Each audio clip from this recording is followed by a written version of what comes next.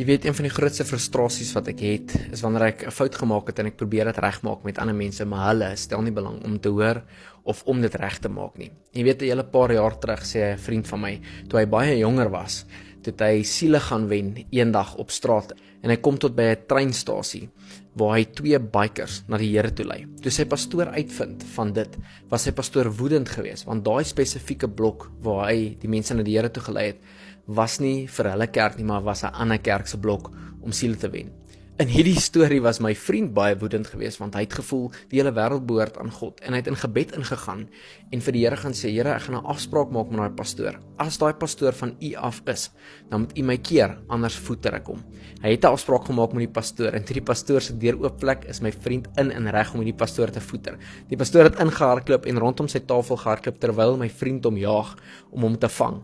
En in daai hardloop rondom die tafel skree die pastoor, vergewe my asseblief, vergewe my. En die Here sê vir my vriend, nou is jy op jou eie.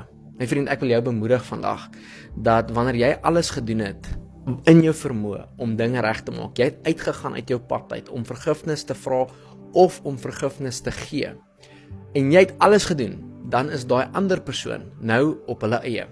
1 Petrus 5 vers 5-6 sê dat God weerstaan hoogmoedige mense, maar gee genade aan die nederiges. En 'n trotse persoon kan nie jammer sê nie en hy kan ook nie vergifnis gee nie, want hy is trots. Maar die nederige persoon is die een wat laag ingaan en sê, vandag besef ek en erken ek het 'n fout gemaak en ek is jammer, kan jy my vergewe? Wanneer jy vandag alles gedoen het in jou vermoë om dinge reg te maak, maar hulle wil nie, dan wil ek jou bemoedig vandag om te sê, hulle is nou op hulle eie en God is met jou.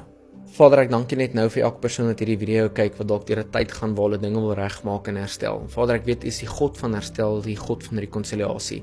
En in Jesus naam bid ek vandag dat U die harte sal sag maak van elke persoon wat hierdie video nou kyk of luister na my stem. Dat wanneer hulle uit hulle pad uitgegaan het om dinge reg te maak, dat U ook in die ander persoon se hart werk, dat die hoogmoed in ons harte mag val en nederigheid kan insink. In Jesus naam bid ek dat elke persoon se hart sal sag wees om te ontvang vergifnis en ook te kan gee, en dat verhoudings, vriendskappe, huwelike en enige situasie waar daar omkrappery dalk selfs by die werk was, heeltemal en totaal en al kan herstel en U die koning van ons harte kan wees. Vader, ek prys U daarvoor vandag in Jesus se naam.